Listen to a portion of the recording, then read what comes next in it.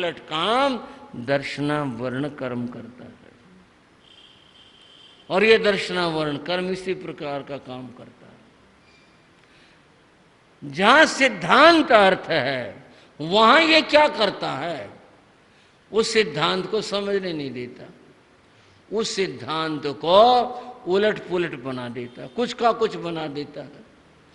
गलत अर्थ समझ में आ जाएंगे, गलत बात मान बैठेंगे, फिर पता नहीं क्या से क्या हो जाएगा। एक उदाहरण के द्वारा बताऊं आपको, ये क्या, इस कर्म का उदय कितना विचित्र है। एक ग्रंथ में आया, वैदिक परंपरा के ग्रंथ में आया कि जम्बू द्वीप के मध्य में जम्बू नाम का वृक्ष है। जम्बू माने जामुन, जम्बू माने जम्बू। वो बहुत बड़ा है वो पेड़, उसी से इस द्वीप का नाम जम्बू द्वीप है। हमारे में यही मान्यता है। इसको जम्बू द्वीप इसलिए कहते हैं, इसके मध्य के अंदर जम्बू जामुन का पेड़ है, उसके वजह से इसका नाम है। उसके बारे में जिस ग्रंथ की मैं बात कह रहा था, क्या लिखा हुआ है, उसको इतने बड़े जामुन लगते हैं, कितने बड़े, उसको हस्ती सदृश जामुन लगते हैं। हस्ती मैंने हाथी, हस्ती सदृश जामुन लगते हैं। अब इसका क्या अर्थ निकालें? सदृश मैंने बराबर, सदृश मैंने बराबर, हस्ती मैंने हाथी, हाथी के बराबर उसके जामुन लगे। बताओ भाई, इतने बड़े बड़े जामुन, हद होगी भाई, कितना बड़ा तो पेड़ होगा, कैसे उसकी शाखाएं होंगी, कैसे क्या होगा। हस्ती सदृश जामुन लगते हैं उसको, ऐसा वृक्ष है वो। और इसकी बात ये भाई, जो लिखा शास्त्रों में ग्रंथों में, जिसको जो मानने वाला है भाई ठीक है, सत्य वचन है, सही है, होगा भाई, हमें क्या पता, हम तो अज्ञानी हैं, हम क्या जाने हैं। इतना बड़ा पेड़ होगा, लगते होंगे इतने बड़े बड़े।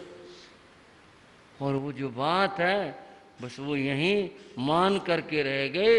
ये सिद्धांत में हुआ दर्शनावर्णीय, बात को समझने ही नहीं देता।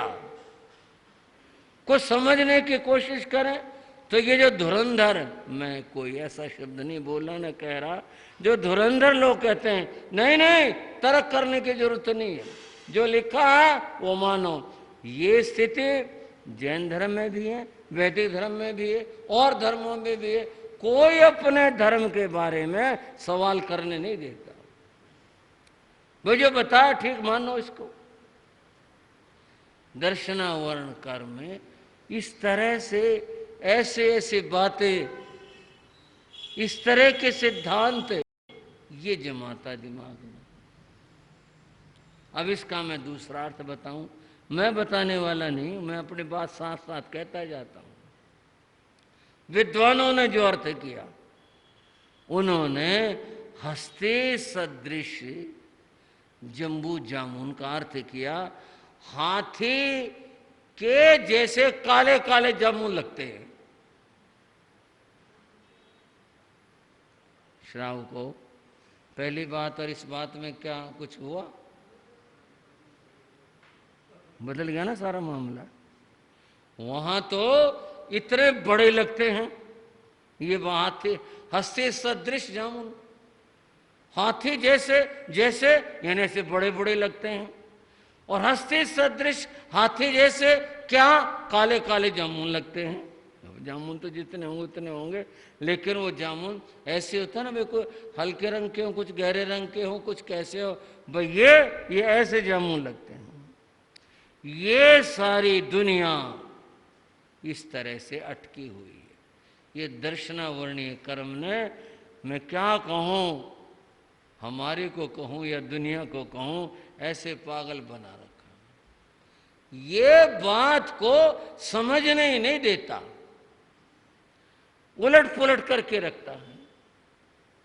ये दर्शनावर्णीय काम है, तत्व नहीं समझ में आता है। और इसीलिए आंखें मूंद करके बस यूं ही चलते रहते। एक जगह कहा, यस्य नास्ते स्वयं प्रज्ञा शास्त्र तस्य करोति किम लोचनाभ्याम विहीनस्य दर्पण किं करिष्यति। अपने बुद्धि के बिना, यस्य नास्ते स्वयं प्रज्ञा, अपने बुद्धि के बिना शास्त्र तस्य करोति किम, उसको शास्त्र क्या ज्ञान देगा जिसको अपनी बुद्धि नहीं है, उसे क्या ज्ञान मिलेगा? कैसे? लोचनाभ्याम विहीनस्य, जिसकी आंखें नहीं हैं। दर्पणे किम करिष्यति, उसका आगे शीशा करे जाओ, शीशा क्या करेगा उसके लिए? अपनी आंख खुली है उसके लिए शीशा है ना। जिसके अपने नेत्र हैं उसके लिए शास्त्र है, वो उसका अर्थ समझ पाएगा। और नहीं तो जो मैंने अभी कहा, ऐसी स्थिति बनी रहेगी, यूं ही अपने अर्थ करते रहेंगे, इसी तरह से दुनिया चलती रहेगी, अंधेरों में भटकती रहेगी। ये दर्शन ज्ञानावर्णीय कर्म, मैंने कल कहा, कितना खतरनाक है। हमारी तो आंखें बंद कर रखें ज्ञानावर्णीय ने, हमारे को जानने ही नहीं देता। वो कर्म ऐसा है, अनंत ज्ञान होने के बाद में भी कुछ नहीं है। और ये दर्शनावर्ण उसके साथ का है, ये भी यही काम करता है। दर्शनावर्णीय कर्म न तो आत्मा का दर्शन होने देता है यह है, और न यह तत्व को, सिद्धांत को समझने देता है।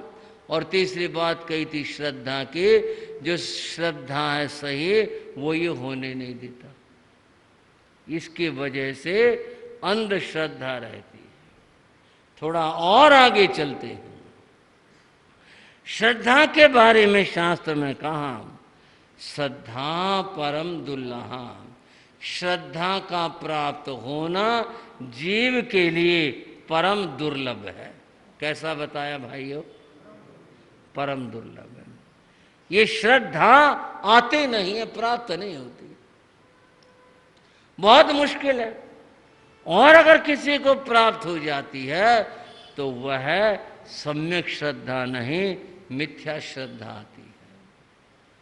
श्रद्धा का स्वरूप समझोगे। एक होती है अज्ञान मूलक श्रद्धा। कौन सी? उसका मूल अज्ञान होता है, ऐसी श्रद्धा। एक श्रद्धा होती है मोह मूलक श्रद्धा। वो शास्त्रों से, धर्म से वास्ता नहीं होता, उसका तो मोह से है। हमारा तो परंपरा चली आ रही, हम तो ऐसा मानते, हम तो इसको नहीं छोड़ सकते, हमारा तो ऐसा है। मोह मूलक श्रद्धा। ये दो श्रद्धाएं, अज्ञान मूलक श्रद्धा, मोह मूलक श्रद्धा, ये खराब होती है। जो तीसरी श्रद्धा हम बताने जा रहे हैं, उस श्रद्धा का नाम है सम्यक श्रद्धा, सही श्रद्धा का होना।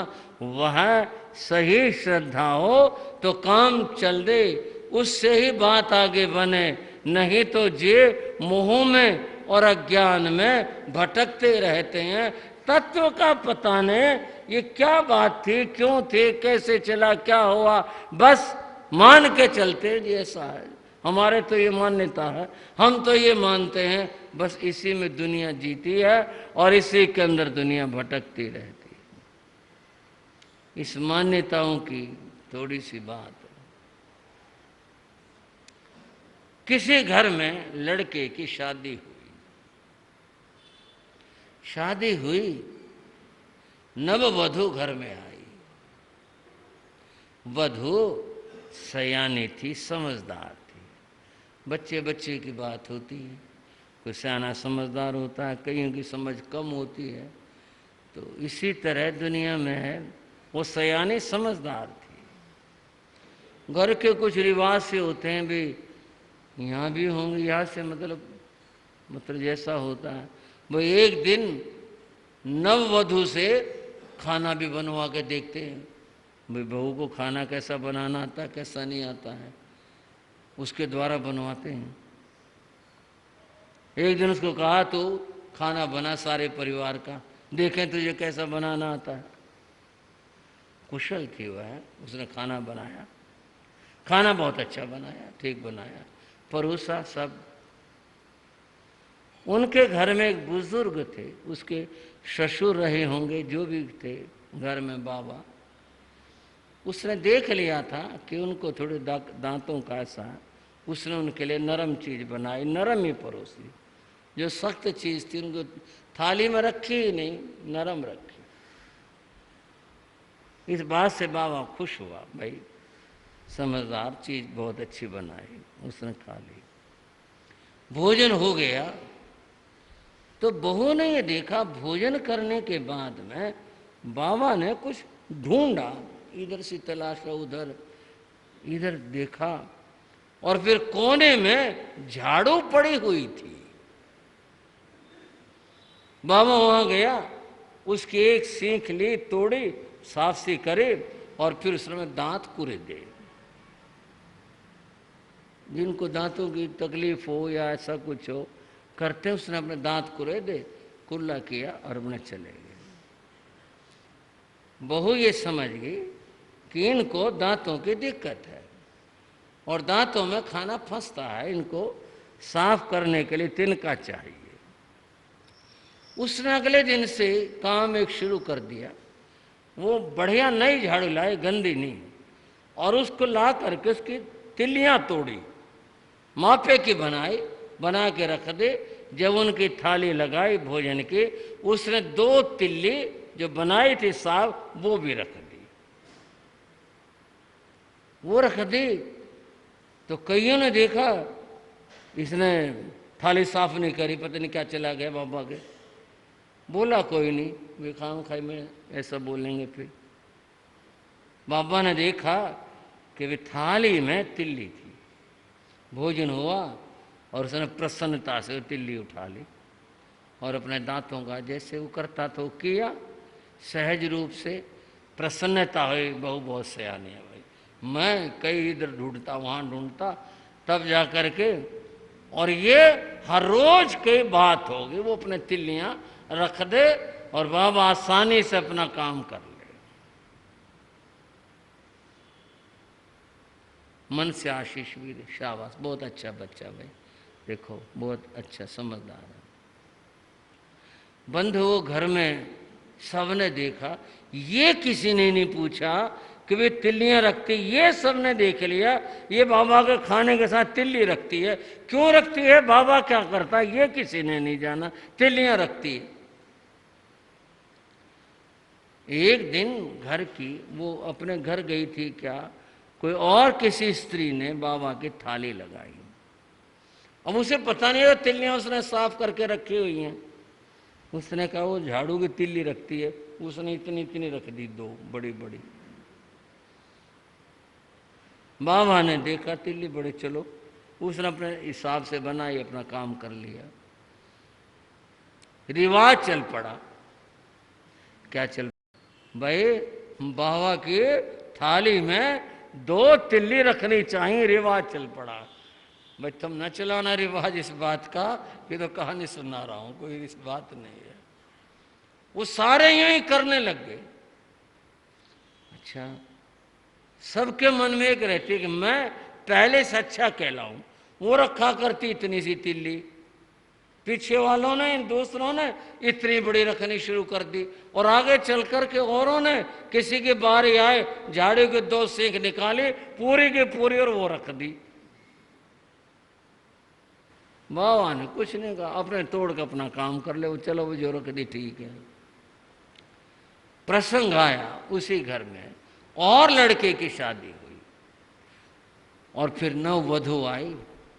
उसको घर में किसी ने बताया तेरा खाना बनाने की बारी आएगी, और हमारे घर में ये रिवाज है कि बाबा की थाली में वो तिल्ली रखते हैं, झाड़ू की सीख वो रखते हैं, हमारे यहाँ रिवाज है। बोली कोई बात नहीं। उसने खाने की थाली लगाई, और लगाने के बाद बोले तिल्ली तो क्या रखोगे, उठा के इतना बड़ा डंडा रख दिया। हो बाबा, डंडे का क्या करे बताओ, डंडे का क्या उपयोग हो। ये रिवाजों की कहानी है, ये कथा है इन रिवाजों की। चले आते हैं घरों में रिवाज। ये सारे जो रिवाज हैं बंधुओं, ये सारे के सारे रिवाज बेतुके, अज्ञान श्रद्धा वाले, मोहमूलक श्रद्धा वाले, इनके पीछे कोई किसी प्रकार का तर्क, समझ, ज्ञान, बुद्धि वो नहीं होता। हमारे तो रिवाज ही, हमारे तो ऐसा करते हैं, इसी तरह से करते हैं। और ये कई रिवाज तो कर्म बांधने के रिवाज होते हैं। कई जातियों में परंपरा है, दूल्हा जब जाता है तो एक खिलौने का तोता बना कर टांग देते हैं, वो उसको तोड़ता है, तलवार से काटता है, फेंकता है, एक रिवाज है। पता है ये क्या है? कर्म बंध है ये। क्या है ये? कर्म बंध है। ये कल्पना कर ली, काटो इसको, मैं वहीं कर्म बंध गए। और बातें हैं कर्म बंध की, करते हैं कर्म बंध, वो यूं ही रिवाज चल रहे हैं। बंध हो सही श्रद्धा का आना बड़ा मुश्किल है नहीं? अंधश्रद्धाएं दुनिया में चल रही हैं, दुनिया के अंदर जी जा रही हो रही हैं। ये बात क्या कैसे है इसका कुछ नहीं है। ऐसे ऐसे पाप होते हैं इस श्रद्धा के नाम के ऊपर, हिंसाएं होती हैं, जीव मारे जाते हैं, बलियां दी जाती हैं और बुरे काम किए जाते हैं। ये सब इससे होता है। एक घर में शादी थी, फेरों का मौका था, वो सब चल रहा था। वो कहीं से बिल्ली निकली आई,